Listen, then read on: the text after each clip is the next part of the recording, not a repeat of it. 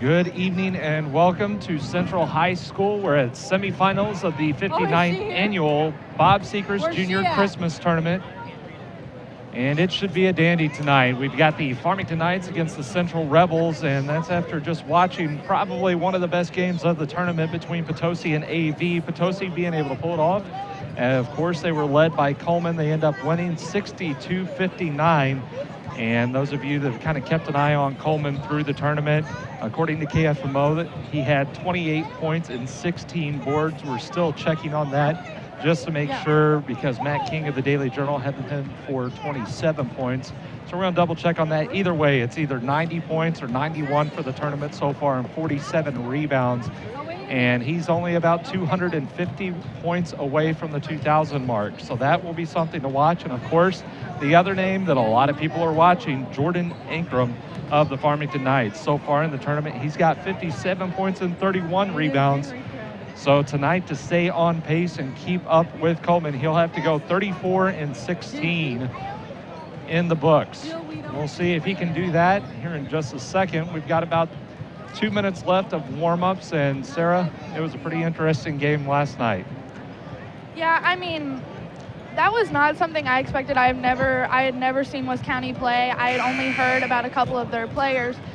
But I had always seen Farmington as a second half team, and they really came out in the third quarter and showed us that. But then in the fourth quarter, West County bounced back, and we played a little back and forth. And I mean, one person that doesn't get enough credit, you keep hearing about Jordan Ankrum constantly, and that's fine. That's nothing new.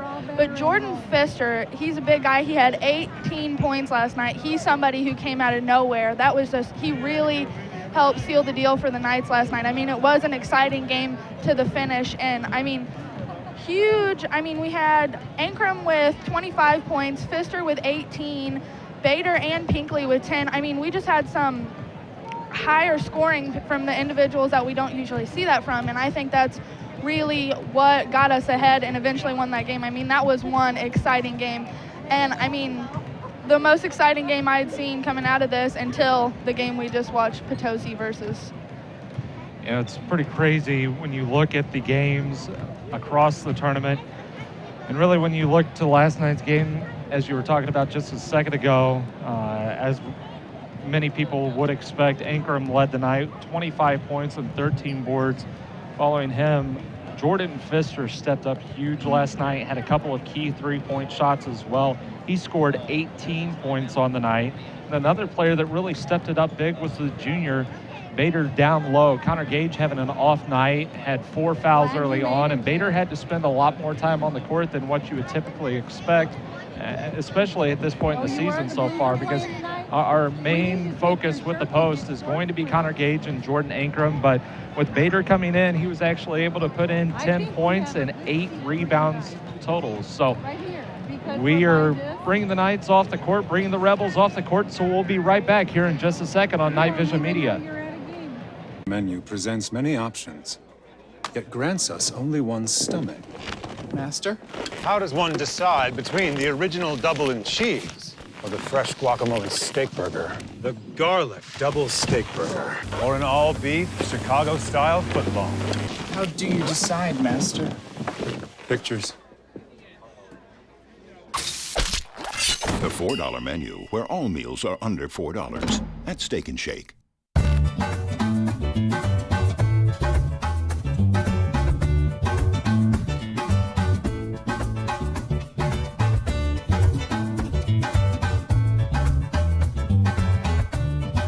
Zestier, cheesier, and always something new packed with fresh ingredients. Make sure to bring the kids on Wednesdays for only 99 cents. CC's Pizza in Farmington. We'll see you there.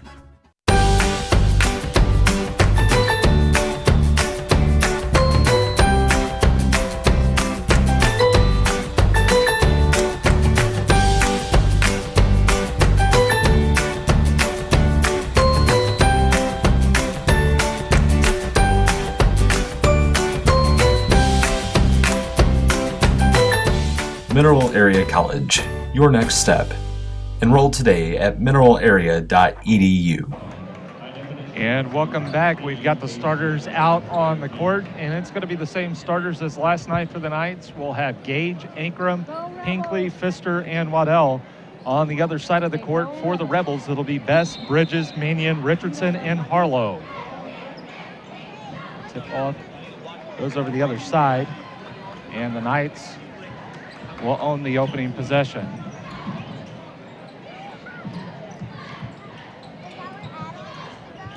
Waddell looking inside, gets the ball around the perimeter. Pinkley over to Pfister. Pfister looking inside. And the one thing that you'll definitely have to watch tonight will be the strong guard play of the Rebels. And it pays off early with Connor Proffer. So excuse me, it will not be Richardson starting, it will be Connor Proffer on the court for the Rebels. He puts the first two in on the board. 7:19 on the clock. Already drained about 40 seconds off. Waddell with the jump shot from the baseline. It's good. Definitely one of the more respectable teams in the tournament. The Central Rebels have had a strong season so far, and that will be one of the men to watch this evening. Number 44, Colin Bess, an opportunity to play Division I football next year. Actually missed a game earlier this season against the Trojans, and a lot of people kind of credit that to the reason that Potosi won that game, because they did not have anyone to go up against the big man, Dylan Coleman, during that game. So you put a body like number 44, Colin Bess, in, it's going to be a whole different ball game. So it'll be interesting to see either team makes it on to play Potosi. Whichever team does make it on, it'll be interesting to watch either team go up against Coleman. You'll either have Bess or Ankrum, and Bess already with 4 points here early on. 6:22 on the clock. Waddell trying to work. Ankrum with the baseline shot, almost the same exact spot that Waddell took his just a second ago. Pinkley working around. Ends up going out of bounds on the Rebels. It'll be Knights ball in the corner. When Jill gets nervous, she breaks out. She's So red. Pfister to inbound the ball for the Knights. She was all normal yet. Tries to get it into Ankrum, ends up bouncing around a bit. He's able to bring it the length of the court. Ankrum with a strong block. Nice job by Ankrum stepping up to make sure the two from Harlow doesn't find a way in. Harlow in the corner, tries to get it into Bess. It's blocked by Gage. And the Knights not doing a bad job defensively, and kind of a ticky-tack foul that time around on Grant Waddell. Something that might see let go, especially early on in a game like this, but that will be the first foul on the board tonight. A lot of pushing going on between Bess and Ankrum. A lot of muscle between the two of them.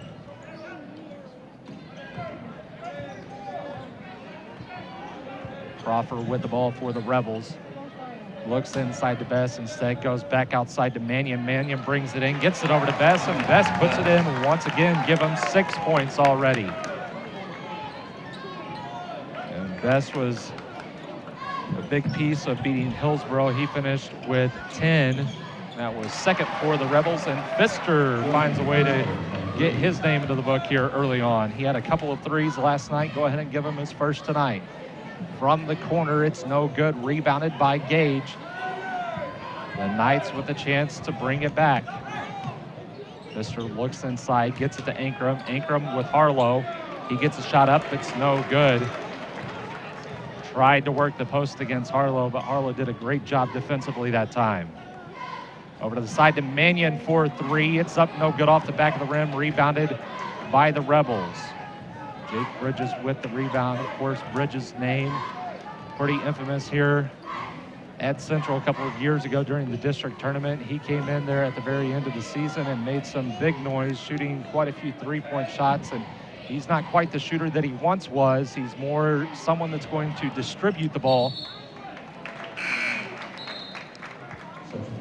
And we're We're already seeing that a little bit here. Bridges' name is not one that you're going to hear a whole lot on the scoring end. He's not someone that's going to make a big difference in the books. But he's someone that makes a huge difference on the court. Very sharp decision-making skills. And as I say that, Bridges puts up another shot. It's no good. Rebounded and put back up by Bess, and he'll go to the line for the and one. Bess already with 8, a chance to make it 9.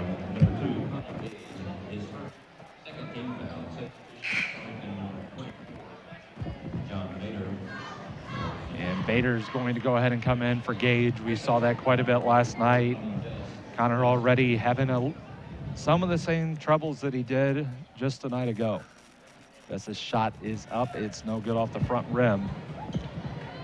And you know, like you were saying earlier about Bader coming in and, you know, we're used to seeing Gage and Ankrum up in the top and being those strong guys. And I don't know that it's a bad decision to bring Bader in because he's a big guy and he's been successful every time that he's been in.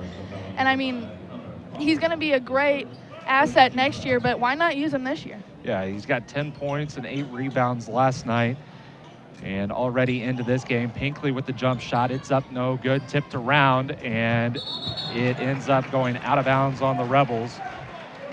Knights catch a break with that possession. It looked like a good shot from Pinkley. Just a second ago, Pinkley took a strong move down the baseline. Fortunately, there was a foul on the floor before he was able to complete that. Ankrum gets the ball, gets it into Bader. Bader puts it up off the glass, no good. Rebels with the rebound in transition. Brings it down to the corner. Pinkley goes around trying to strip the ball away from number 13, and that will be Brennan Wagner. Bridges with the ball, directing traffic for the Rebels. Into the corner to Richardson. Richardson back across, gets it to Crawford, down to Bess, and Ankrum ends up getting the foul. Few people are going to disagree with that foul call possibly, and I'll say that he didn't get him across the arm. He definitely got him with the body though. Bess will go to the line for 2. He's already got 8 points and make it 9 with that first one. Tyler Scales and Aaron Hargis checking into the game for Pfister and Pinkley of the Knights.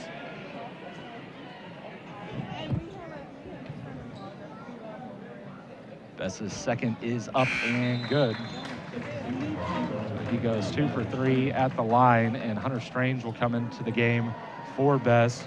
Spell Bess a bit after he's already got 10 of the 12 points for the Rebels. So the post position is definitely being won by Bess so far. And you got to question if a little bit of that could be because of Ankrum's foul trouble yesterday. It kind of cost him some time on the court. If Ankrum might be a little bit more careful this evening. He's only got the 1 foul so far. That ball turned over by the Knights, and that was a huge problem last night in the first half. Knights had 9 turnovers in the game. And, you know, like I said earlier last night, Coach Callahan really stressed that to the guys that turnovers are huge for them. They saw a lot of them in the Vianney tournament, not so much on Saturday in this tournament, but really last night it really came out for the Knights. I think overall they had like 13 turnovers.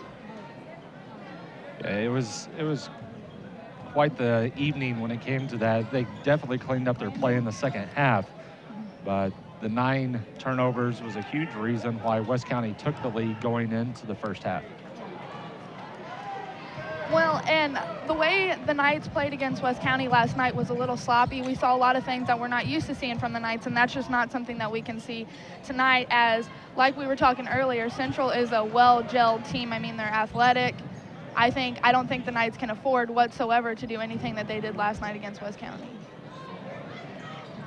Ball being passed around. Great ball movement by the Rebels. Ankrum trying to take it himself. He'll take it all the way down and put it in. Gets his name into the book with that one. Make it 7 points for the Knights. Knights only a couple of possessions behind now. The Rebels have quite a few subs, and they go ahead and call a timeout. And we'll go ahead and take our first break as well here on KnightVision Media. With everything always improving, why is our banking falling behind? With monthly service fees and ATMs that take your money right back. Introducing Kasasa. Free hard-working accounts. You'll earn when you bank and earn when you swipe. and get those ATM fees back in your pocket. Free checking with rewards. Carried locally at Belgrade State Bank. Do you, Kasasa? And welcome back. Once again, the Knights down by 5. They'll have a chance here to try to force the Rebels to take a bad shot or hopefully get a turnover to come back into this one. And it's been the kind of the story over the past couple of years here in the tournament. We saw it just a game ago with Potosi and AV. It's been a story of comebacks time and time again. Whatever team's leading the first half ends up trailing in the second. It'll be interesting to see if the same kind of story could be told with this game as well. Ankrum somehow finds a way to get a handle on that ball, gets it over to Bader, and Bader's barely able to get a handle on the ball. And due to the loose ball there, he ends up with the travel and the turnover. 1:17 left here in the first period. Richardson gets the ball down to Bridges.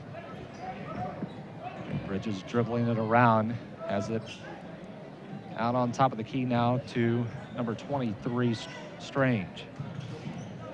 Strange gets it over to Wagner, and in the corner, ends up being no good. That one taken by number 20, Braden Mannion, ends up barely getting the net, and a few people making a little bit of noise. Might have been a little bit of contact during the shot. Argus bringing it down the baseline, tries to get it over. It's tipped out of bounds by the Rebels.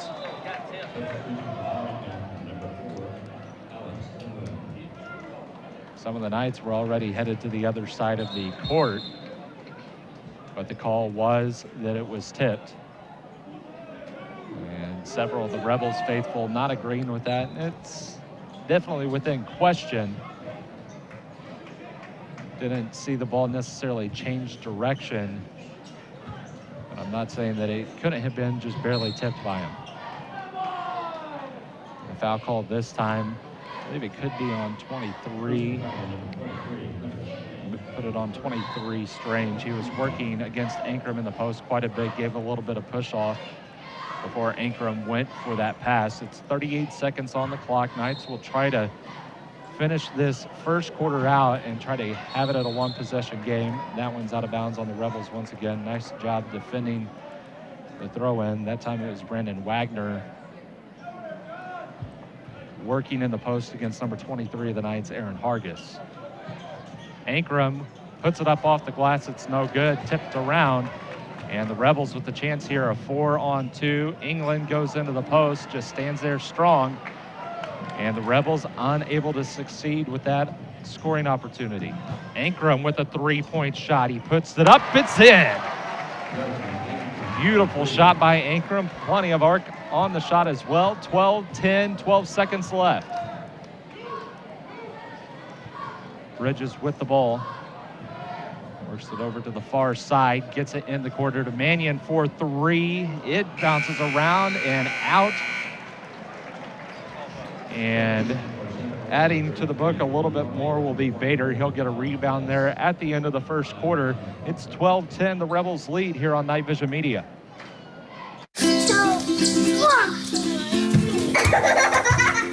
Oh, big wave. That is everywhere, isn't it?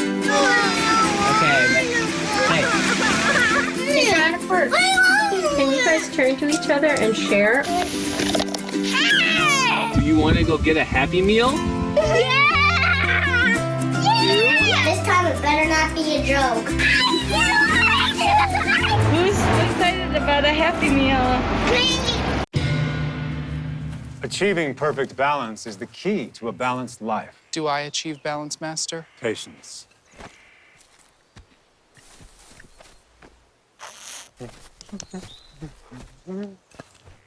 Mercy. Are you finally satisfied, Master? I'm sorry? I said, are you finally satisfied? Come in for a handcrafted steak burger and milkshake at Steak and Shake.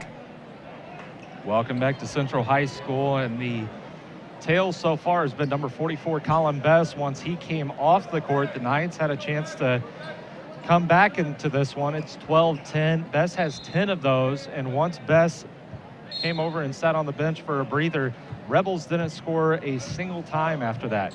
So he has definitely been the difference maker so far this evening. You know, one thing that I'm interested to see what Callahan does to make a difference is his combinations with players on the court. We saw a lot of problems with some of the combinations we had last night. Just didn't work out whatsoever. Not that they were all bad players, but just not the right combo of shooters. So I'm interested to see what Callahan changes and what kind of combinations he puts on the floor tonight to get some results. And just as we were talking about the difference maker this evening, Colin Best puts another 2 points in, so he now has 12 of the Rebels' 14 points. He's finding a way to make sure to own the post as much as possible. You look between the two post players, the two big post players for these teams, and there is quite a bit of size with both of them, and Best has won the battle so far. Ankrum with another rebound there, gets it down to Pinkley. Pinkley brings it back out on top, takes it down the lane, gets tipped out, and it will be another rebound for Ankrum. So Ankrum will be padding the stats with the rebounds at least so far. He's got 5 points in the first quarter. Pfister bringing the ball across, tries to get it inside, throws it across to Bader out on top of the key.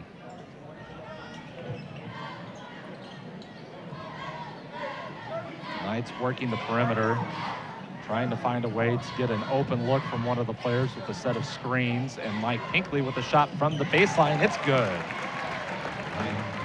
Pinkley jumps into the books with that baseline shot, and the Knights have taken quite a few of those, and it's something that we see from the team often. That's a play that Callahan really likes to run, giving the open looks from the baseline side. 14-12 the score, 6:37 left to go here in the second period. Be Waddell at point. We've got the starters on the floor for the Knights, minus Connor Gage. It'll be Bader out there instead of Gage, and that one poked away, and Waddell nearly tackled at the same time by Bridges. 16-12 the score. Waddell starts to bring it all the way down, and Bridges will get the foul call that time around. Nobody in too much of foul trouble. It's been a pretty lightly called game so far, only 3 fouls apiece. Ankrum with the ball, taking it down, and ends up getting fouled on the way in as well. A foul called on number 33, Drew Harlow, and that's his first. Pfister with the inbound. Gets it into Ankrum. Ankrum with the fadeaway look. It's no good. Rebounded by Harlow of the Rebels. Bridges brings it over to the right side. And they swing it around in the corner to Mannion. Mannion inside to Best. Best could have an open look. Instead, Bader does a good job of defending it. Number 24, the junior of the Knights, has definitely stepped up pretty big over these first 2 games, and we saw it quite a few times last year as a member of the JV squad. He did a great job in the post several games. You could tell that there were some things that he needed to clean up, but as a sophomore, that's somewhat what you expect. And just as I say that, Bader with a chance in the post and ends up getting the foul call on number 44, Colin Best. You know, it's kind of crazy to see, though, like you said, Bader come from the JV level to the varsity level and play as well as he had these last few games. I mean, he's really stepped up as a replacement for the number 2, Connor Gage. He's really been something for the Knights, and I mean, he's really stepped up as only seeing varsity play for so long. I mean, seeing quite a few of the mistakes once again. Several turnovers here by the Knights. 3-point look, that time no good. Pfister gets the rebound. He's taking it down the side, gets it over to Gage, and Gage loses the ball, and it's tipped out of bounds by the Rebels, number 33, Drew Harlow. And if Connor, once again, just gets a little bit stronger, finds a way to handle the ball a little bit more, but I think, you know, after having a game like last night, it's almost hard to recover from that. And you can tell that Gage is having a hard time with that so far, finding a way to recover after last night. But hopefully at some point he can kind of shake that away. And, you know, if the Knights find a way to win this one tonight against the Rebels, that's one thing that you can kind of say about Potosi is while they've got Coleman, they don't have another big guy down low that I think will really be able to defend against Connor Gage quite as much. So Connor could have his biggest game on the biggest night of the tournament. Pinkley's first win is up and in to make it 16-13. Second one in as well. He's probably the best shooter on the team. It'll be close between him and Pfister, but most will give that nod to Pinkley. Mannion gets it inside. It's fumbled around. Best tries to get a hold of it. It goes to Harlow, and Mannion in the corner, Bridges gets it to Best, and it's blocked by Connor Gage. And a call that time, which I can't believe. I'm sorry to the Rebel faithful that might be watching, but I don't think I can agree with that one bit. Connor Gage getting the wrong end of that one once again. He's already got 2 fouls, and we saw the same thing happen last night. Ankrum already coming back in. He'll come in for Bader instead, so Gage will stay out. But the ball had already left Bess's hands when Gage got the piece of it that he did, so definitely a questionable call that time around. Ankrum gets another rebound, though. Down in the corner to Pinkley. He's wide open, takes the three-point shot, counted in. The Knights take their first lead of the night, 17-16. Talk about somebody who stepped up. Mike Pinkley has stepped up so much from not seeing any playing time, hardly at all last year, to being as well of a guard. I mean, he's brought the Knights so much help, and he didn't see any playing time last year. I mean, it's crazy. Yeah, and really on the other side of the ball, the difference really between these two teams, you talked about how well the Rebels just gel together. It's a group of seniors out there. It's very similar to what you saw from the Knights a year ago. And with the Rebels moving down a class, they don't have to worry about Potosi. They don't have to worry about Farmington anymore. So we could see the Rebels make a pretty deep run this postseason, and Richardson getting his name in the books finally. Rebels retake the lead with that shot. Pinkley down court to Pfister, and before Pfister's able to even get the dribble, he ends up traveling with the ball. Had an open opportunity there with Ankrum down low with only Harlow there with him. 4:06 left here in the second period. And we were talking yesterday about how Farmington's one of those schools that can afford to lose as many seniors as we did last year. We really have had so many juniors from last year step up because we can't. I mean, we're going to lose quite a lot of seniors this year included, but we have all those juniors that are on the bench, including John Bader, who we've talked about quite a lot tonight. So, I mean, Farmington is really one of those schools that you don't have to worry about when their seniors graduate. Strange in the corner for three. It's no good. Rebounded by Mannion. Mannion spins back around, tries to get it to Strange, and it's called out of bounds on the Rebels. You know, you look at the Rebels right now, and as I said, quite a few seniors. Next year, they're going to have to rely on number 33, Drew Harlow, and of course, number 11, Jake Bridges. Now, Proffer and Wagner getting a little bit of playing time tonight, but those will be the only four that will return here on this varsity roster. Knights with another turnover once again, and luckily, once again, the turnovers have not cost them near as much as what you would expect. Shot by Bridges that time, a beautiful shot as he dribbled up against Pinkley. Gage gets it into Pfister.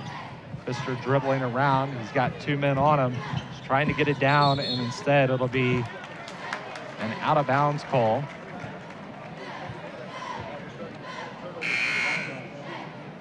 I mean, like you were saying, turnovers may not be costing the Knights much tonight, but last night, I think that personally is really what kept West County up there with the Knights. I mean, the amount of turnovers last night really allowed West County to capitalize on those, and I mean, luckily we're not seeing that from Central tonight. What a lot of people are going to want to do looking to last night's game, LeBrier had a huge first half, had 15 points, and that was all from three-point field goals.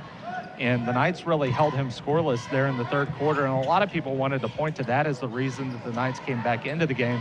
But I would definitely say that the biggest reason, in my opinion, was how the offense changed for the Knights. They minimized their turnovers quite a bit more. They did a better job of taking the right shots. And so far in this one, we're seeing a lot of what they did in the first half rather than what they did in the third quarter. Hunter Strange gets his second foul. So Connor Gage will go to the line for a couple, bounces that one around the rim. And no good.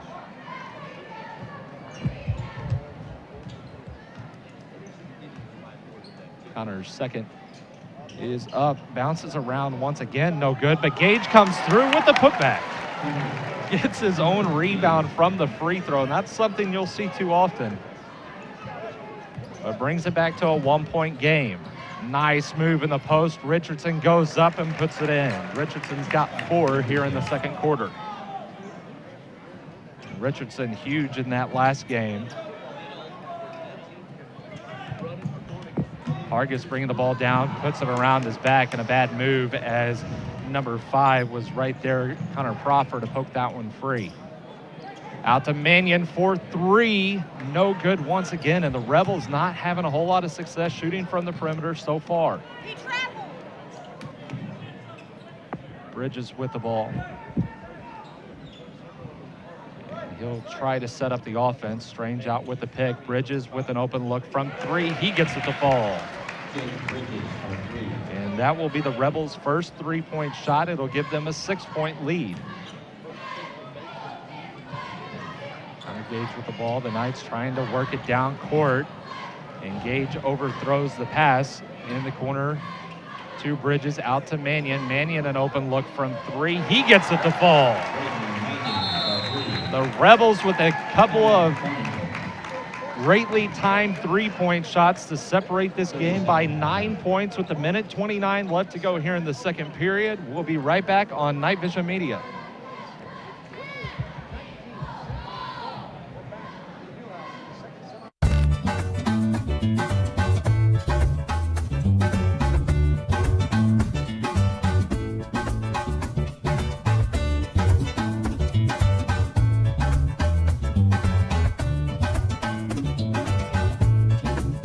Zestier, cheesier, and always something new packed with fresh ingredients. All you can eat for only $5.55. CC's Pizza in Farmington. We'll see you there. And welcome back to the TJ Foulon Fieldhouse. Knights have the ball, 28-19 the score. The Rebels doing a nice job getting threes from both Bridges and Mannion to regain their big lead. 9 points the difference right now. And Ankrum gets back into the books once again. He's got 7. Foul will be called this time by number 23. Be on number 23, Aaron Hargis. That's his first. 5th team foul. Knights have 5 team fouls so far compared to the Rebels' 7. The ball's inbounded to Bridges. Over in the corner to Mannion. Mannion looking inside, spins around, gets it over to Richardson. Richardson comes down the baseline, spins around, back out to Mannion. Mannion looks across to Strange. Strange toes the 3-point line. He puts it up. It's no good. Rebounded by Scales. Scales looking down at the corner, instead starts to take it himself. Dribbles around over to Waddell for 3. It's no good off the front of the rim. Rebels down court to Mannion. Mannion looking in the corner instead. Gets it over to Proffer. Inside to Richardson from free throw distance. It's no good. Rebounded by Ankrum once again. Ankrum so far has 9 rebounds here in the first half. Over in the corner to Hargis. And Ankrum comes down for the and one. We'll close the second quarter out, making things a little bit more interesting once again. Ankrum right now with a total of 9 points. He's got a chance for 10 here. If he could find a way to get another rebound here in the last 12.3, he could have a double-double first half. But instead, that one goes to Hargis. Hargis unable to follow through with that putback. So with 4 seconds left on the clock, the Rebels trying to get a chance right here. Bridges puts it up. It's no good. So we'll go into the half at the score of 28-23, and we'll go through a quick wrap of that first half. We'll talk about some of the points and some of the rebound totals and a little bit of everything right here on KnightVision Media.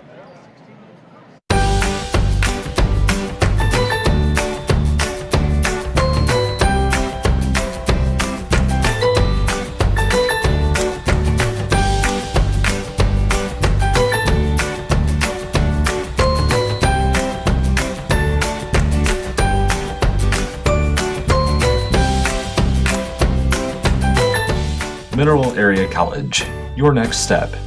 Enroll today at mineralarea.edu. America loves a fish fry. And in the Corktown part of Detroit, there's a place called Nancy Whiskey's that's famous for one. Nothing fancy, just a tasty good time. But you don't have to go to Nancy's for fish that taste that special. Just come on over to Long John Silver's. Rediscover the taste you love. Long John Silver's, we're America's fish fry.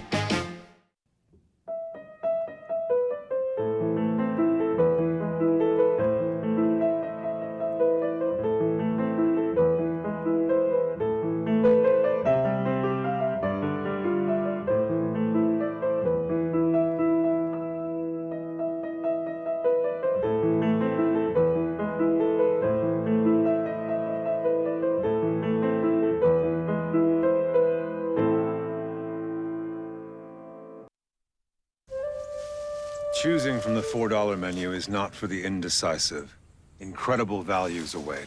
Behold the original double steak burger meal, the taco salad and chili cheese footlong meals, the garlic double steak burger meal.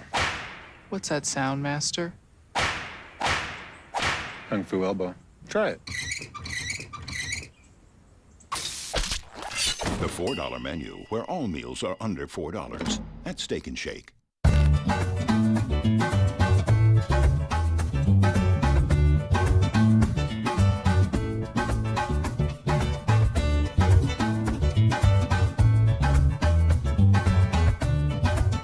Zestier, cheesier, and always something new packed with fresh ingredients. And don't forget the wings for only 50 cents on Sundays and Mondays. CC's Pizza in Farmington. We'll see you there.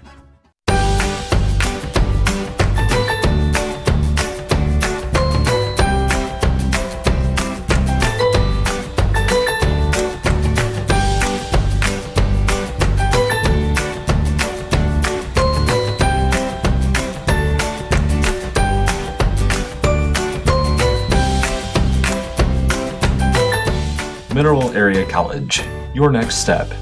Enroll today at mineralarea.edu. Divorce has many fears. Losing a child doesn't have to be one of them. Hi, I'm Jim Willis. I've been practicing law in the Farmington area since 1986. Divorce is a very difficult time. You don't have to go through it alone. Please give me the opportunity to help you.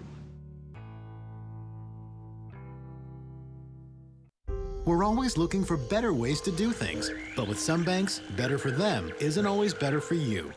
You've reached Megabank. Press 1 to hear your current balance. Press 2 to hear these options again. Introducing free Kasasa checking. When you do stuff for us, like swipe your debit card or get e-statements, we make it even better for you with cash back and refunds on ATM fees. Kasasa, carried locally at Belgrade State Bank. Do you, Kasasa? And welcome back as you get to take a look at some of the half-court, halftime entertainment. We're going to go over a few of the numbers, and just talking to Matt King of the Daily Journal, just to clarify some of the numbers. The biggest one, forget the points, forget the rebounds, the turnover figures, is what really separates these two teams right now. Farmington with a total of 13 turnovers in the first half compared to the Rebels 3. 13-3, and really the biggest thing, the Rebels have missed quite a few shots, and that's been what you can really tell the difference. You know, Rebels cash in on a few more of those turnovers, and we're looking at a game that, you know, could really be pushed out of reach. Mm-hmm. Well, you know, and like we were talking earlier, it's kind of surprising how the Rebels have not capitalized on the amount of turnovers we've had. I mean, that's honestly what kept West County high up with us, and the Rebels just haven't really played up to that. And I mean, that's kind of good for our part, but I mean, I'm kind of surprised that there's not more than a 5-point difference here. It's pretty crazy.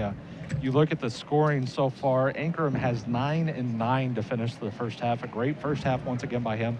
not scoring quite as many points as what you'd hope, especially those of you that are hoping that he can kind of keep pace with Coleman. But the big guy on the other side of the court, number 44, Colin Best, has 12 points this evening. He has been huge in that 28-23 score so far here tonight. Outside of that, Pinkley has 7, Pfister with 3, Waddell with 2, Gage with 2. For the Rebels, Bridges with 7, Mannion with 3, Richardson with 4, and Proffer with 2. And you were talking about last night's game against West County, and I remember talking to Mike and talked to Grant Waddell both after the game, and they said that what coach told them in the locker room was, look guys, we made all of these mistakes and we're still only down by, I can't even remember how many points we were down by last night. It was about the same as what we're seeing tonight. Had a few more points on the board, but very similar feel between the two games right now. So you kind of have to expect that Callahan's saying the same thing once again in the locker room right now. He's saying, guys, turnover ratio, 13-3. We're still only 5 points behind. And that gives you a ton to build off of, and hopefully for Farmington's sake, we'll see the same kind of thing that we saw in the third quarter from the Knights last night. They'll take care of the ball a little bit more. And really, I think what we saw different in the third is the Knights weren't trying to push it so much. They weren't playing as up tempo. They played to control the ball more.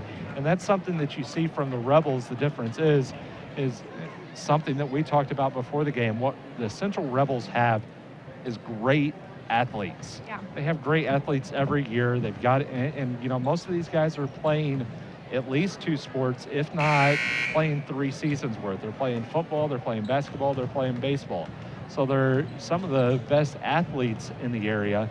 The difference is Farmington has what is considered to be more basketball players versus athletes. Mm-hmm. So their shooting's going to be a little bit better, and we've seen that. You know, Farmington hasn't been able to take as many shots as what Central has, but Farmington's still right here sitting at 28-23. And if Farmington takes the time to control the ball a little bit more and get those open looks, they're going to cash in a lot more than what the Rebels have been able to. Well, and you know, it may just be me, but I've said this so many times tonight already, but I think the reason that the Knights have prevented such a big point difference as last night with West County, which they ended up catching up, but I think the reason that they are closing in on that is because Callahan's making some smarter decisions on combinations. I've said that a million times, but the combinations of players on the floor right now is perfect for what we need to see right now, and I think that's a big reason why it's a 5-point difference right now. Callahan's one of the best basketball coaches that Farmington High School's ever had. I grew up watching him on the court. It's been a few years away, and now he's came back. Of course, part of that had to do with his son playing for Farmington over the past few years.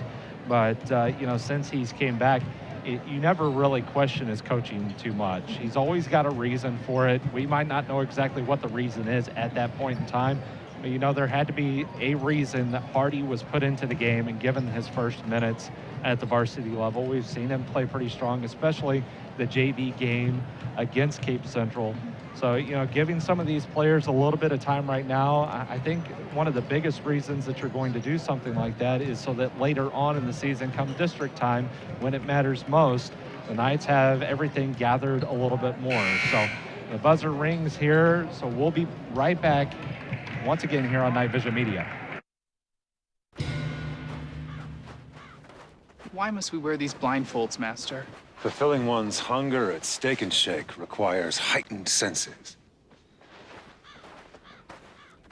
The scent of handcrafted steak burgers, quick seared on the grill, singing in harmony with delicious hand-dipped milkshakes. Found it! Come in for a handcrafted steak burger and milkshake at Steak and Shake. And welcome back. It'll be Knights ball coming out of the break here, and Pfister will be out to inbound it for the Knights. Out on the floor for the Knights, we've got all 5 of the starters: Gage, Ankrum, Pfister, Waddell, and Pinkley. A couple of Knights guards go across the court, and a foul called away from the ball. And that was on number 33, Drew Harlow. It's his second foul. And as I said a second ago, there's not really any of the players on either one of the two teams that are in real serious foul trouble at this point. Ankrum brings it down and gets his early points here in the second half. Bridges down court, Bess down low inside. He finds a way to put it in. So both of the big men scoring early here to start the second half. Puts Bess points total to 14 now. He's only got 2 rebounds compared to Ankrum's 9. Coach clearly not happy with something that Connor did that time. Pfister from 3, put it in. 30-28, now only a single possession difference. Nice shot that time by Pfister. Saw him have a great game last night. Harlow with the baseline look, it's no good. Rebounded by Bess. I'll put 3 rebounds on the night for him. Pfister comes down and does a good job contesting the shot. He never hoped for the foul, but in that case, it was not a bad foul, as he was able to at least prevent Bess from putting the bucket in as well. And it's only his first foul. It's the first team foul. Teams now with a foul apiece. Bess's first is up and no good, so he is now 500 from the line this evening.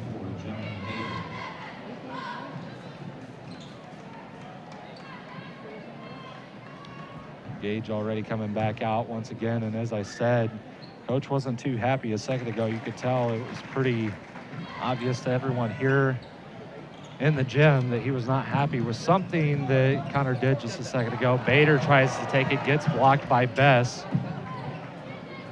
And that's a matchup that you expect to see probably go that way more often than not. Bess with a whole lot more body on him compared to Bader.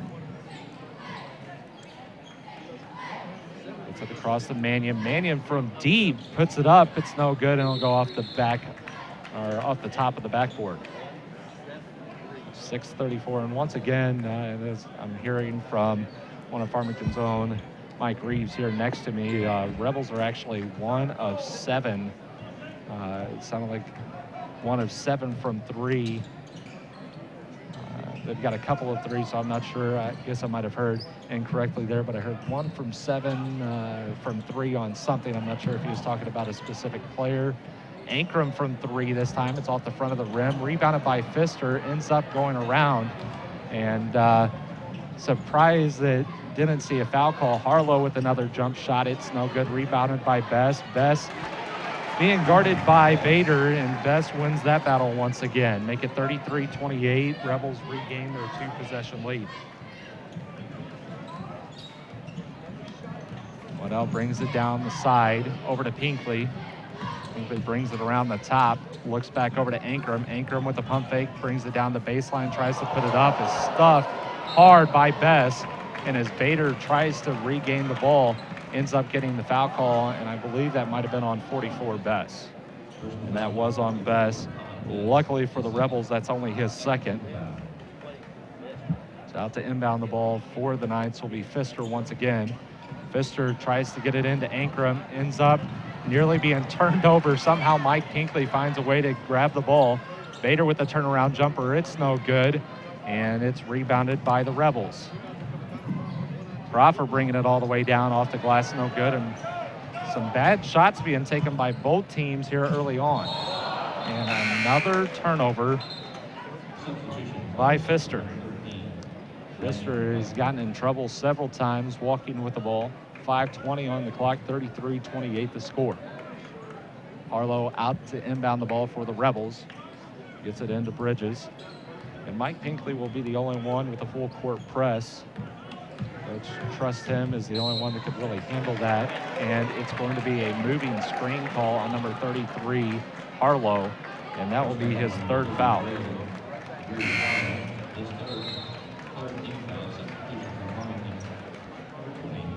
Turnover that time due to the foul by the Rebels. Gets the ball into Waddell. Now bringing it down the left side.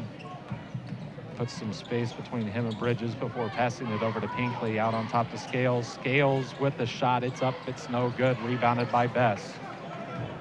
So Bess already showing a little bit better presence in the post from the rebounding side compared to the scoring side here in the second half. 4:49 on the clock. That was the first foul on Pinkley, as I said several times. Really not a whole lot of foul trouble from either team.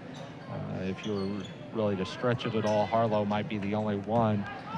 And he hasn't scored at all, so not going to necessarily say trouble, but he's the only one that is at risk of fouling out. And Bess works it down the post and does a great job once again. He's got 7 points here in the third quarter, starting to see some shades of the first quarter from him. Waddell trying to bring it down against Bess. Bess doing a nice job guarding him as he comes down the court. Pinkley with a three-point shot. It's in. There is nothing prettier than when Mike Pinkley shoots the ball and gets it to fall like that. 35-31 the score. Yeah, there's still keeping it close. There's no question that Mike Pinkley is one of Farmington's better shooters. I mean, he has some finesse when he shoots. It's something you like to see. There's several teams that have some decent shooters, and that one a nice touch from number 13, Wagner. And that's going to be his first points of the game. It's a nice soft touch that time by the only sophomore on the varsity team for the Rebels. Waddell tries to bring it down and kind of tries to put up the same kind of shot that we just saw from Wagner, except he's unsuccessful. Rebels working it around the perimeter. There's a 6-point difference in the game right now with 3:22 left to go. And that one ends up being thrown out of bounds by Bridges. Bess and Ankrum got tangled up there for a second. No call, and Bess will come off the court now. Once again, 3:17 off the clock. So this was when the Knights made their run back into the game in the first quarter when Bess came off the court. So we'll see if the Knights can do it once again. The Knights have Waddell, Scales, Ankrum, Bader, and Pinkley on the court right now. Out to Pinkley. Pinkley nearly with a three-point look. Instead gets it over to Ankrum, and Ankrum tosses the ball over to Waddell. 2:57 on the clock. Inside to Ankrum. Ankrum from the baseline. It's no good. Nearly tipped out of bounds by the Rebels. Instead, they're able to control it, and Strange ends up with a rebound. Rebels bring it down to the far side. And a three-point opportunity once again. It's no good, and that was proper once again. And the Rebels just not shooting well from the perimeter. They've only got 2 threes after several tries this evening. Scales comes down the baseline. It's no good. Gets it down to Mannion. Mannion over to Strange. Strange taking it strong. It's no good, though, and rebounded by Bader.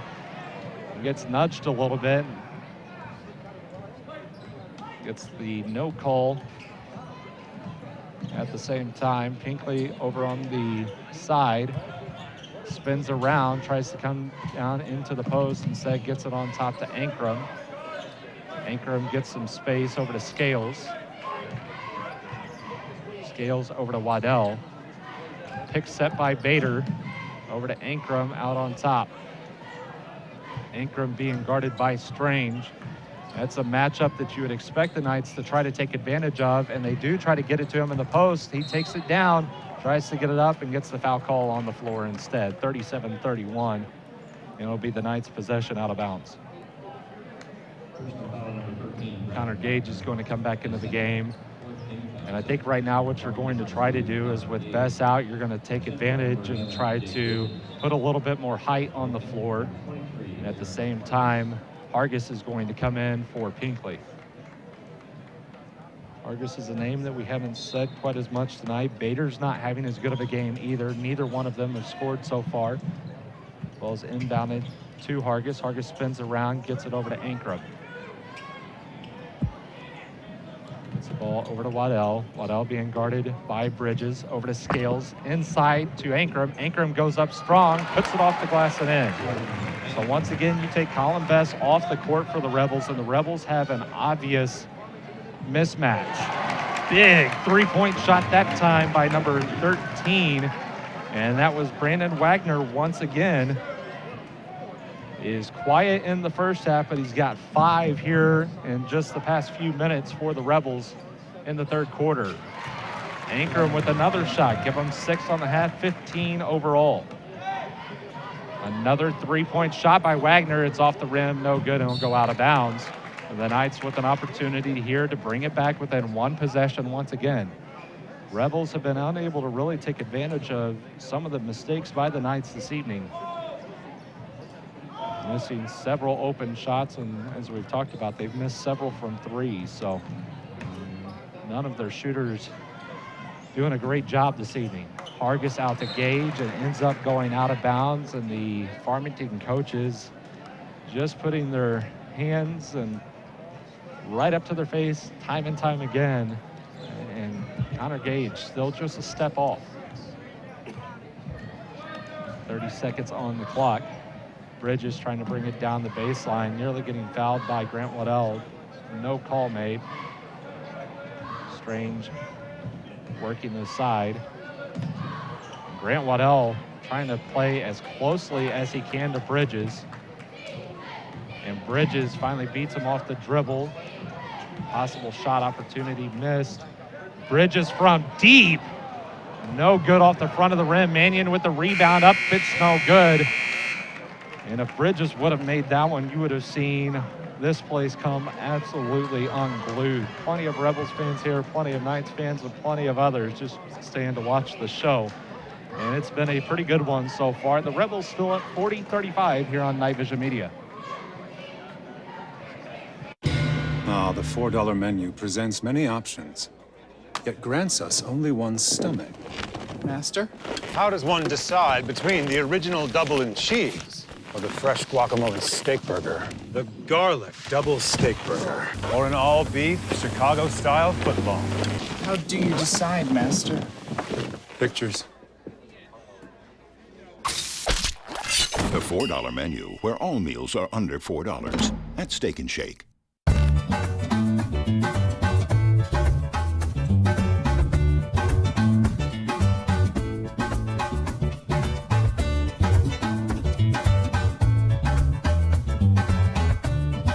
Zestier, cheesier, and always something new packed with fresh ingredients. Make sure to bring the kids on Wednesdays for only 99 cents. CC's Pizza in Farmington. We'll see you there. And welcome back. It will be Rebels ball out of bounds. So once again, if the Rebels would have been able to cash in with that deep 3-point opportunity by Bridges and having the possession coming out to start the fourth, that would have been a huge momentum shift for the Rebels. That shot off once again, and another 3-point shot missed. Strange works the post and gets it in. And that's his first points on the night. And Ankrum has had trouble all night defensively, getting several points from whoever is in the post position for the Knights. Mannion trying to bring it down the distance of the court, and now we'll have it on the other side with Hargis. Hargis brings it all the way down and puts it off the glass. A nice job that time by Aaron Hargis. Find a way to sink the shot. Aaron Hargis, he finally got himself in the books for tonight, and I mean, he's been an outstanding player stepping up, hardly seeing any playing time last year as well. I mean, he's one of those players just like Mike Pinkley who's really stepped up this year.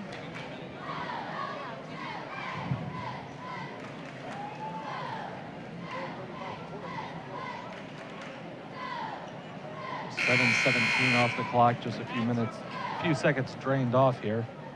42-35 the score.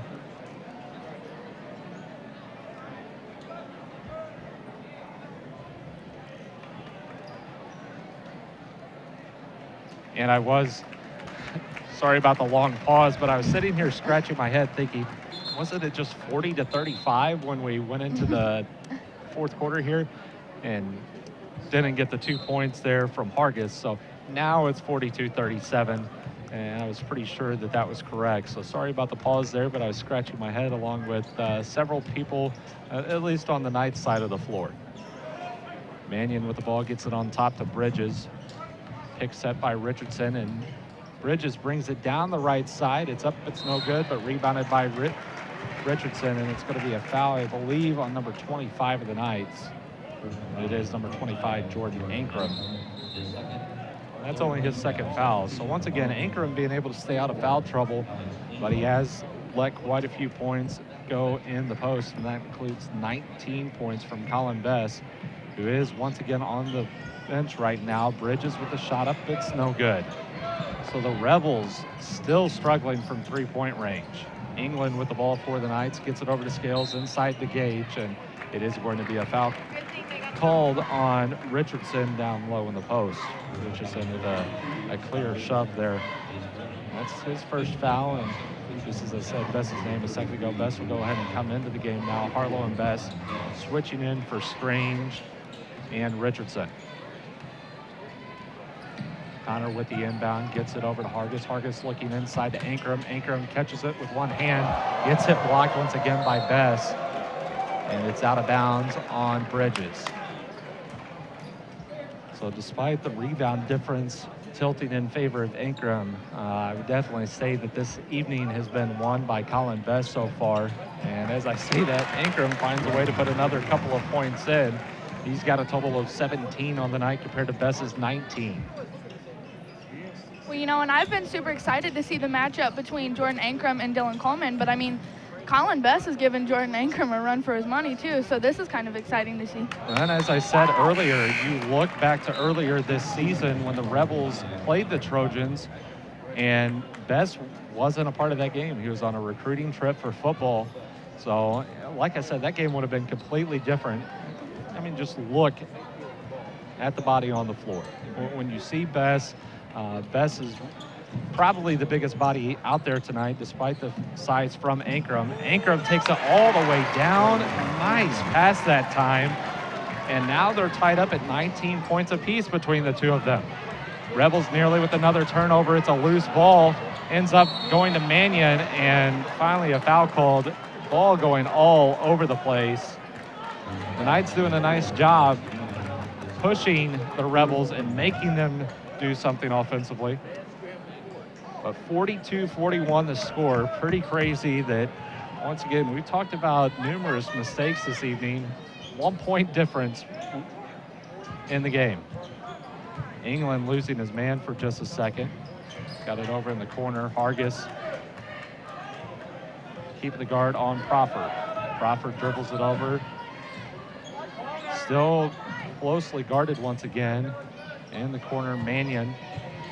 Mannion dribbles around the back, brings it down to the post, gets it over to Bess. Bess loses it. Hargis with the steal. And Hargis looks inside, shakes off Ankrum. Gage with the ball, looks back out, gets it to Scales. Scales looking in to Ankrum. Ankrum turnaround jumper up, no good, off the side of the rim, and it's going to be out of bounds by number 44, Colin Bess. So the Knights with an opportunity once again. Bader's going to sub in for Gage. So out on the floor for the Knights, Scales, Bader, Ankrum, Hargis, and England.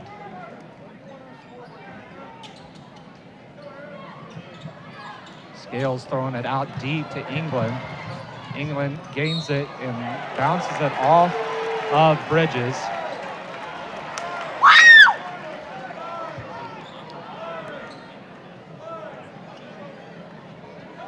It'll be Scales out to inbound the ball. 5:06 on the clock here in the fourth. Ankrum looks down low. Started to look at Bader for just a second. Bader was trying to work the post with Bess. And both teams' defense is doing a much better job here at this point in the fourth. Hargis with the ball, nearly gets trapped. Bader out on top. Over to Scales. Over to Ankrum. Ankrum tries to bring it down and instead gets fouled by Harlow. And that'll be Harlow's fourth foul. But once again, that's not a huge deal for the Rebels. They've had a couple of guys come off the bench and play pretty well in both Strange and Richardson. They've both been able to handle Ankrum pretty well. Hargis gets the inbound, gets it down low to Ankrum. Ankrum, turnaround jumper in, give them the lead. The Knights take it 43-42. 4:30 left on the clock in the fourth. Ankrum already with 21 points on the night. And proper from three. He gets it to fall. Timely threes for the Rebels. We saw it at the end of the first half. We're seeing it now here towards the end of the second. England in the corner, gets it over to Ankrum. Ankrum guarded by three guys, hand in his face, put it in! Are you kidding me? Tie game, 45-45. Ankrum had three guys right there next to him, had a hand in his face from Harlow. He still found a way to get it in. We'll see what happens at the conclusion of this one. We've got just over 4 minutes left. We'll be right back here on KnightVision Media.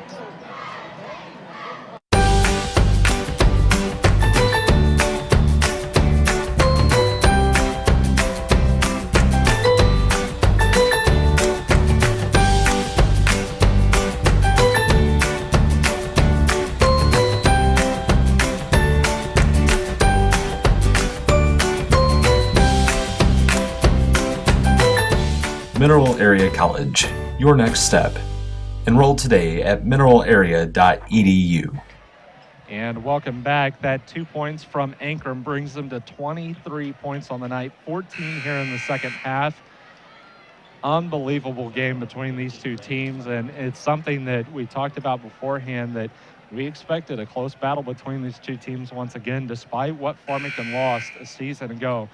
They've just got the right players that fill in, and Sarah talked about it earlier, and I'll reiterate, a larger school can get away with it, but the Rebels are going to have their hands full replacing what they've got out there on the court, and they know that from not only the basketball side, but the football side as well. Rebels having several seniors on all of their teams this year, and they'll have some big shoes to fill with some of these underclassmen. And we're now halfway through the fourth quarter of play. Mannion in the corner, tries to get across the court, goes inside to Bess, ends up nearly being stripped away. Questionable call, but we've had a few go the Knights' way, so I'm willing to let that one go. The Rebels could have had that one go off the shoes of Bess. In the corner for three, it's no good. Tipped out to Waddell. Waddell gets it down court to Hargis. Hargis gets it into Bader. Bader ends up getting his shot blocked, and very questionable how you don't give the foul call on that one after Bader got the foul call, or excuse me, Gage got the foul call on that side of the court earlier this evening. The Rebels once again looking across, instead puts it off the back of the rim. It's rebounded somehow by Proffer, and he puts it in.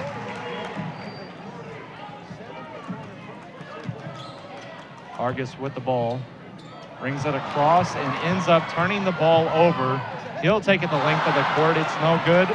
Nearly rebounded by Waddell. Goes all over the place. It's a three-point opportunity. And give it to him! Connor Proffer. Are you kidding me? He's got 3 points, 2 3-point shots here in the fourth quarter. Waddell trying to bring it all the way down and gets the foul on Bridges. That's only Bridges' second foul, but a great job by Proffer. The junior stepping up huge. 2:44 on the clock, 5-point difference now. Waddell needing these free throws for the Knights dearly. His first is up, and it's good.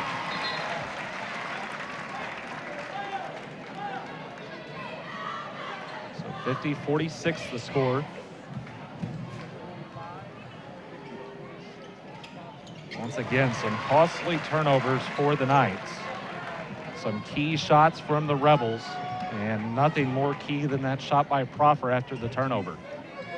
Looked like the Rebels might lose the ball. Bess off the glass, he puts it in.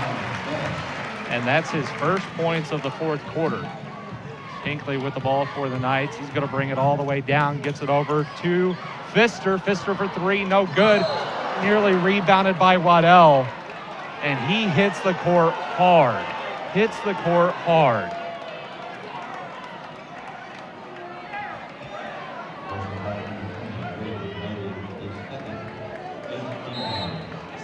we've talked about it. Waddell's had some issues with his hip, had some issues with the groin, and hit the court hard on that one. So hopefully he's all right coming up from that one. He's going to go to the line for a 1-and-1 once again after cashing in with 2 just a second ago. 2:22 on the clock, 52-47 the score. So Waddell's trip to the line, he's going to be trying to pull this game within a single possession.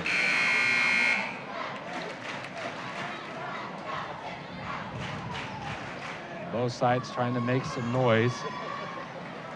Chant of "Let's go Black Knights" and "Let's go Central Rebels" bouncing from the two sides. Of course, the Rebel faithful in their typical place.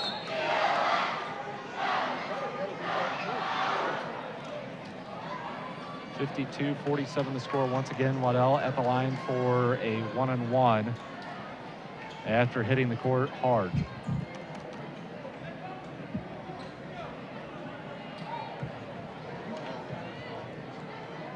Waddell's first is up. It's off the front of the rim. No good. Rebounded by Bess. A 5-point differential with just over 2 minutes left to play. In the corner, dribbles it around, brings it down the post, puts it up. It's no good. Rebounded by Bess. Swatted around, and Pfister gets the rebound. Knights are going to push the tempo at this point, down by 5 with under 2 minutes now. Out to Pfister in the corner to Pinkley. Pinkley with the three-point. It's in! Give it to him again. Mike Pinkley, undoubtedly one of the best shooters in the area.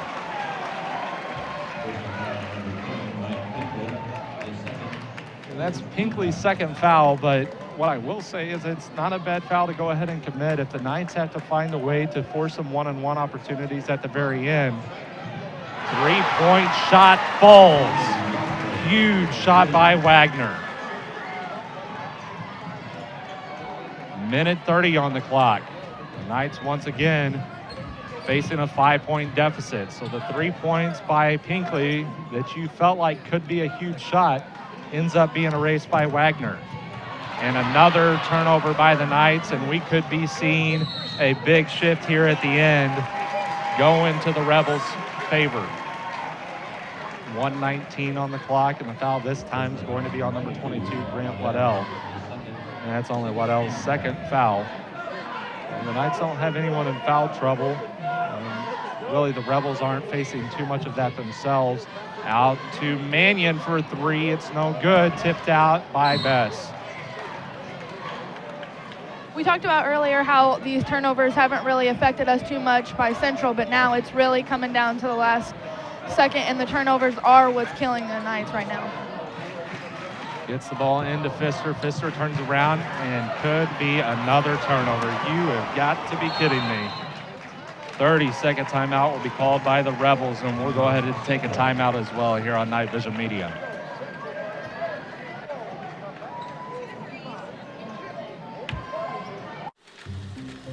With everything always improving, why is our banking falling behind? With monthly service fees and ATMs that take your money right back.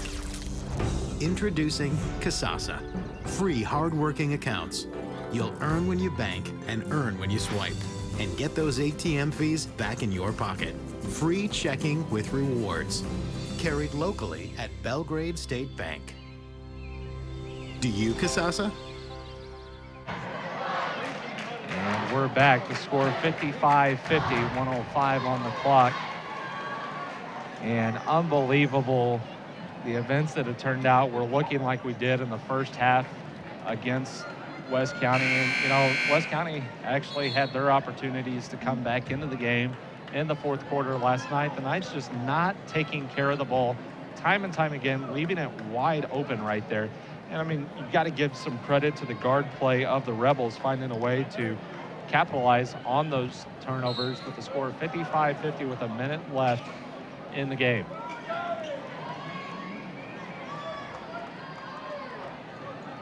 The Knights coaches left scratching their head time and time again. 51 seconds now on the clock.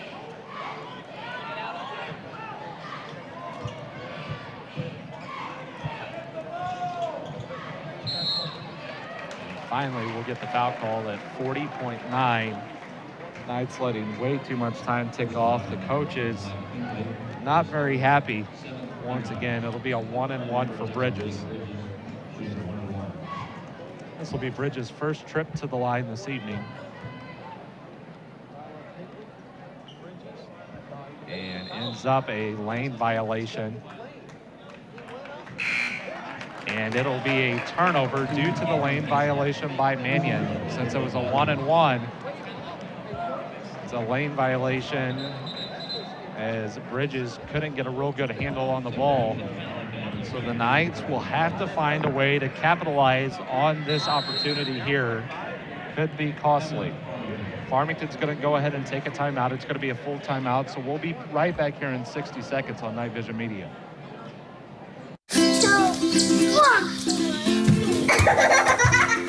Oh, big wave. That is everywhere, isn't it? Okay. Can you guys turn to each other and share? Do you want to go get a Happy Meal? This time it better not be a joke. Who's excited about a Happy Meal? Achieving perfect balance is the key to a balanced life. Do I achieve balance, Master? Patience.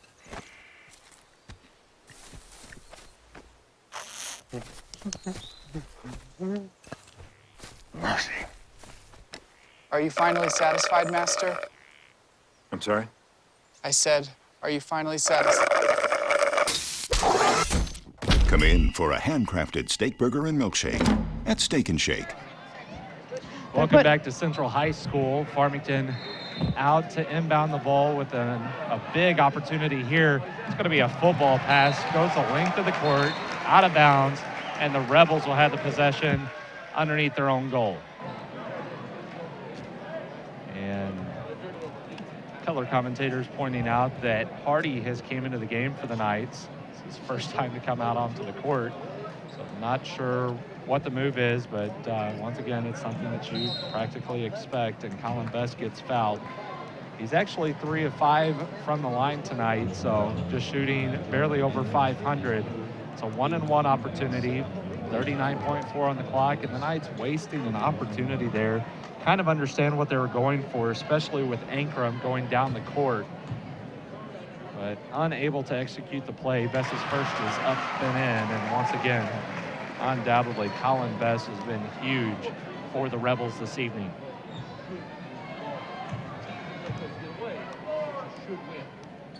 Second one up and in as well. And that could push it out of reach for the Knights. Ankrum bringing the ball down the court. It's guarded by Best. Tries to get the three-point shot off and ends up getting the block call. Poked out. 24 seconds on the clock now. And you would almost have to say that this one is pushed out of the Knights' reach at this point. 7-point difference with 23 seconds left. It'll be mighty, mighty difficult to be able to come back into this one. Gets it in to number 13, Wagner, and finally Pinkley with the foul. And once again, so taken away from this one, of course, the Rebels are going to come away happy. 19.7 seconds left on the clock. And as you can see up at the top of your screen, there are several heading for the doors at this point as the bleachers start to empty out. The first one's up, tips around, and finds a way to fall through. So push it a little bit further out of reach. But really what the Knights could take away from this is, you know, we've said it time and time again, they will be a team that will grow this season. And some of the mistakes that were made tonight, you will not expect to have the same mistakes happen at this time, at the same time of the year that the Knights stepped it up last year. I would expect the Knights to step it up once again at the same time next year. And the Rebels have solidified their win at this point, 58-50. But several positives that the Knights can take away from this game. The obvious negative is going to be the turnovers. They simply have to clean up their play as we go on throughout this season. First one's up and in. And the second one by Bridges. Tips around, Mannion was at the line. He makes both of those. Push it to a 10-point difference. Knights throw up a prayer at the very end, but the Rebels find a way to get it done. So you'll see plenty of Rebels fans cheering on this one. Anytime they get an opportunity to beat the Knights, they are more than excited. But as I said, the Knights will be a team that will grow as the season goes on. So we'll look to see what they can do after the tournament. They'll face Arcadia Valley in the third place game tomorrow night. It'll actually be kind of the early evening rather than late at night. So those of you that will be looking for that game, we will not be covering that game, but you can search KDKZ 18. That's the Dawkins Broadcast Group on YouTube. And of course, you can listen to it on KREI and KFMO. For all of your tournament updates, you can go to KFMOsports.com as well to kind of get some updates throughout the day. If you're following on Twitter, you can follow the KFMO Sports, their basketball Twitter. And then, of course, at MattKing_sports is another one that you can follow on Twitter for updates. Definitely disappointing coming out of this, Sarah. Yeah, I mean, I was kind of looking forward to, like I said earlier, seeing that matchup between Jordan Ankrum and Dylan Coleman in the championship game. I mean, undoubtedly the AV and Farmington game is going to be exciting with how much of a run AV gave Potosi. So I'm excited to see how that goes tomorrow. I mean, it is kind of disappointing, but with the amount of turnovers and everything, I'm not surprised. So Central just really capitalized on that. So. All right, so we'll be right back here in just a second. As we did last night, we're going to have Mike Pinkley, one of the guards for the Knights, visiting with us to conclude this broadcast once again here on KnightVision Media.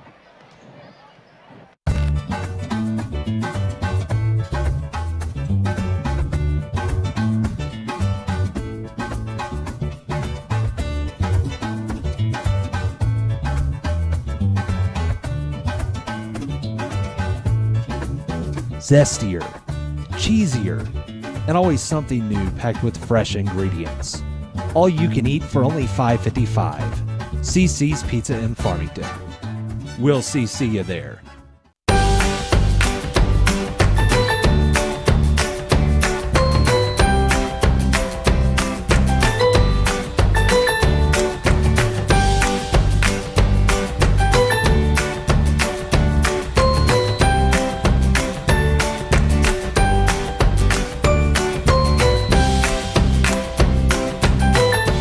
Mineral Area College, your next step. Enroll today at mineralarea.edu. America loves a fish fry. And in the Corktown part of Detroit, there's a place called Nancy Whiskey's that's famous for one. Nothing fancy, just a tasty good time. But you don't have to go to Nancy's for fish that taste that special. Just come on over to Long John Silver's. Rediscover the taste you love. Long John Silver's, we're America's fish fry. And we're back here at Central High School for a little post-game wrap-up. And as I said, I'm joined with Mike Pinkley right now of the Knights, one of the senior guards. And he was one himself as soon as he came up here and we went to the break there. Looked at him and I just shook my head and he said turnovers, lots of turnovers. And Matt King of the Daily Journal came up and verified the turnover numbers. Unofficially, we've got 19 turnovers by the Knights, and no question about it, when you look up to the board, you see a 10-point difference and you hear 19 turnovers. That's going to be the main focus. And Mike, what is it the coach said in the locker room? We were kind of expecting maybe the same kind of tale that we saw last night. Well, basically the first half we played almost the exact same way as we did versus West County, and so we were hoping that we'd come out with the same intensity in third quarter, and it just we never really got that intensity until we hit the fourth quarter. And honestly, this isn't a 10-point game. This is about a 4 to 5 point game without all those free throws we gave them at the end. Yeah, and that's definitely true. And you know, when you look throughout the game, they weren't shooting very well, but somehow they shot outstanding there in the fourth quarter. Had some of those open looks that they had several times throughout the game, and they found a way to cash in. So something that Sarah and I were talking about, you know, there's several positives that you can take from this. When you look away from the turnovers, there were several things that the Knights did pretty well.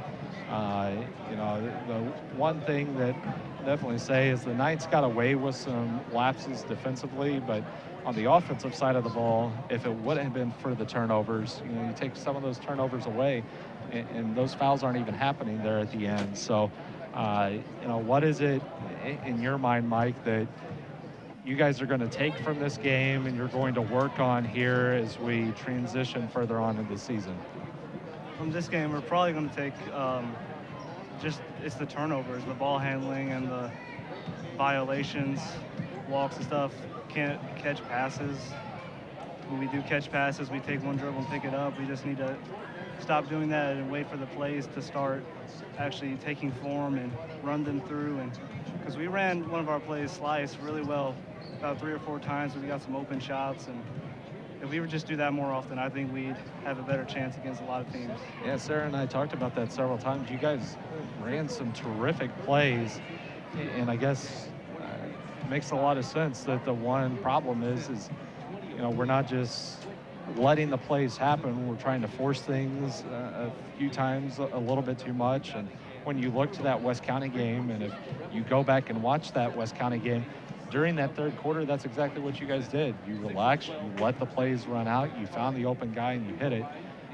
Would you say that the difference between the two nights is just a little bit more physical guard play, or is it just you guys never got that patience?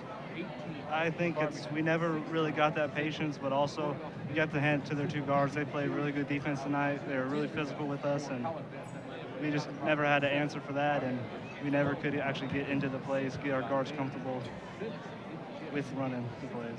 Well, Mike, you'll have Arcadia Valley tomorrow, as we were talking about just a second before the break. And, you know, with Arcadia Valley, they've got some good guard play as well. We saw it in their game earlier this evening. They nearly beat Potosi. You know, Potosi, one of the strongest teams in the area. They've played very well to start their season. A lot of people were hoping for that Ankrum matchup, but instead he's going to get Best tomorrow, so it'll be Best and Coleman. But for the Knights, going against Arcadia Valley, as you said, taking it one game at a time, but you've gotten a chance to watch AV a little bit. What is it that you kind of expect to see from that game tomorrow? I expect to see a lot more of that physicality we saw tonight, and a lot of the block shots that we happened tonight. I expect to see a lot of those. They got good shot blockers with Austin Day and their big boys Ernest and Tucker. So if we don't start throwing pump fakes or getting better clean looks, you're going to see the same thing we saw tonight. And I think the one thing that we might not get away with as much tomorrow as what we did tonight would be leaving some of those open three-point shots. Central missed a ton tonight, but as you and I both know, Arcadia Valley's got some shooters, and they've got some guys that they can find the basket from three-point distance. So it'll definitely be an interesting game tomorrow night. As I said, you can listen with KFMO or KREI. And if you're trying to watch online, search for KDKZ 18. KnightVision will not be here tomorrow evening to cover the third place game. And like I said, that'll be tomorrow early evening. We'll take a quick look at the bracket to get the exact time. That third place game will actually be at 4:30. It'll be 4:30 p.m. with that. And just to kind of give an update on the girls' side, the championship tomorrow at 6 will follow Farmington's game, and it'll be between Central and AV versus Central Lady Rebels. Having a very strong team, especially with their two girls down low. Be hard to beat the Central Rebels for just about any team, Central Lady Rebels for any team here in the area. But we're going to go ahead and conclude tonight's broadcast. We'll look to see you again once we get back to Farmington High School. not 100% sure of when our next broadcast will be, but if you're following us here on YouTube, make sure to follow us on Twitter as well. It's FHS KnightVision. And if you would like, you can go to our site, fhsknightvision.com, and we'll let you know exactly when our next broadcast will be on Twitter later on this evening or sometime tomorrow. So thank you for watching here on Night Vision Media.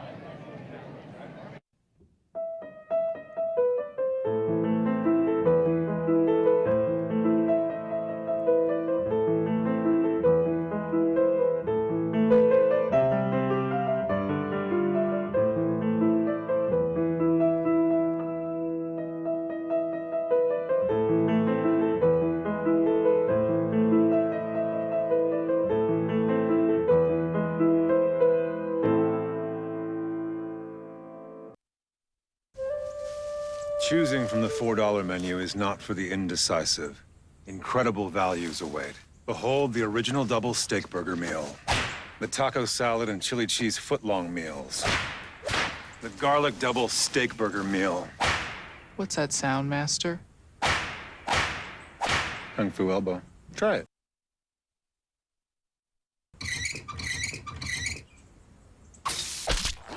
The $4 menu, where all meals are under $4 at Steak and Shake.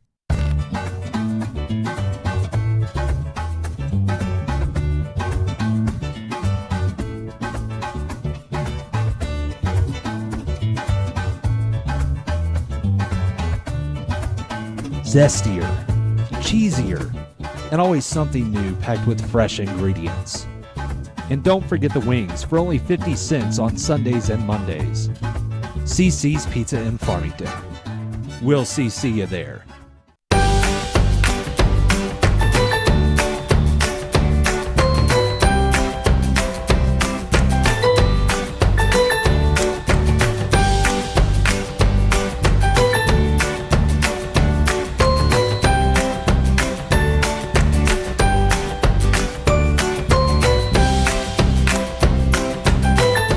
Mineral Area College, your next step. Enroll today at mineralarea.edu.